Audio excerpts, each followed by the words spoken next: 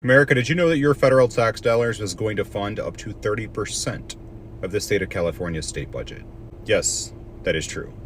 It is Sunday, July 6th here on Capitol Hill, where I'm going to break down part 3 of the big beautiful bill for every American so that you understand exactly what this bill means for you, and you can also see where the Democrats and legacy media are lying.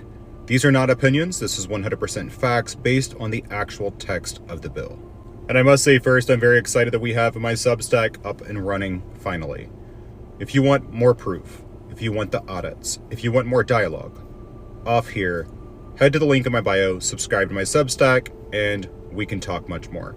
But let's begin with, if any American tells you they are being removed from Medicaid because of the big beautiful bill, they are lying to you. The big beautiful bill does not remove any American from Medicaid, nor does it reduce funding going to the states. The big beautiful bill has in no way changed the income guidelines for Medicaid eligibility. The same income rules still apply. What has changed is Section 2103 of the big beautiful bill, in which that is what is defined as the able-bodied adult mandate.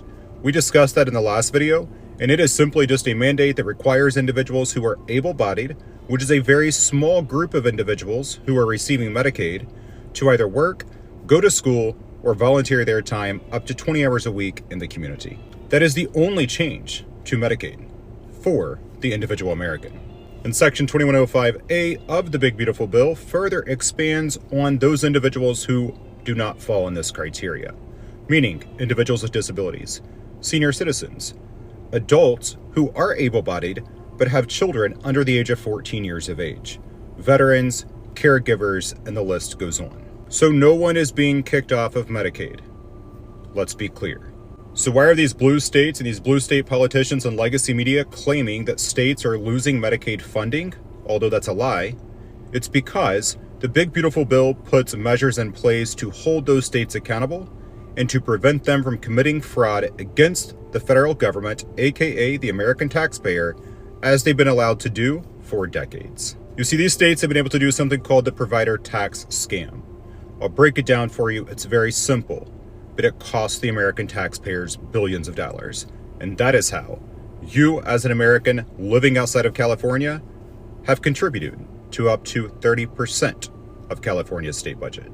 So how this happens is a state like California will tax the hospitals and the nursing homes what is called essentially a Medicaid tax or a provider tax. The state then flips that $10,000 and they use that as revenue to go to the federal government saying that they have contributed their fair share to the Medicaid programs in that state.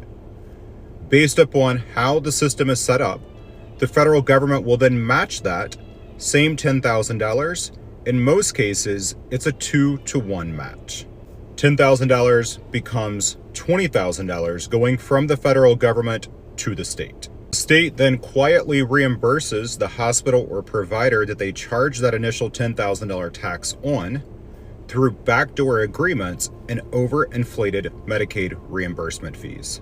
So you have the hospital now that has that same $10,000 back that they gave the state, and you have the state now with an extra $10,000 from the federal government, aka you, the taxpayer, that they can use to fund their state budgets.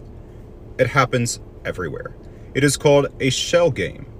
The states benefit, the hospitals benefit, the American people lose. Now, I use California as an example because based on the California State Legislative Analyst Office, up to 30% of California's state budget was funded using this method right here. A federal audit showed that the state of New York had $1.5 billion per year of taxpayer money that was wasted on fraudulent billing, as well as fraudulent reimbursements to providers and long-term care facilities. In the state of Illinois, the Government Accountability Office found that Illinois, using this method, swindled over $4 billion from the federal government by overinflating Medicaid payments back to the providers. Now, do you see why the Democrats are crying? Do you see why these states are panicking? So the big beautiful bill puts a halt to this. It absolutely bans provider taxes from being recycled. It requires real dollar state contributions that will be audited by the federal government to make sure that they are not committing this type of fraud in the system. The Medicaid Integrity Office, or the MIO, that is being established under the Big Beautiful Bill will monitor and audit every single state to ensure they are no longer swindling the federal government out of these funds. In Section 2125 of the Big Beautiful Bill, it caps the amount of dollars the federal government will match the state's contributions based on actual spending, not on some type of phony accounting tricks. If your state is telling you that they're losing Medicaid funding, ask them, why were you committing fraud against the system? Because that is the only way states are going to lose funding, is if they were committing fraud. Let's recap. No American is losing Medicaid.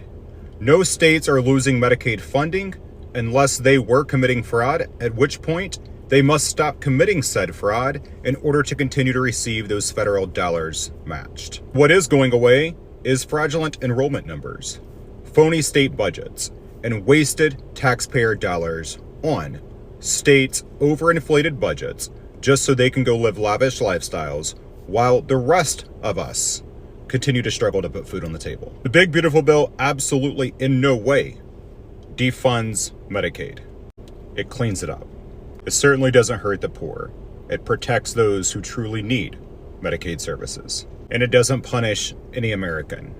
It punishes fraud. Again, if you want every section that I just mentioned, if you want the receipts, if you want the proof, over to my Substack.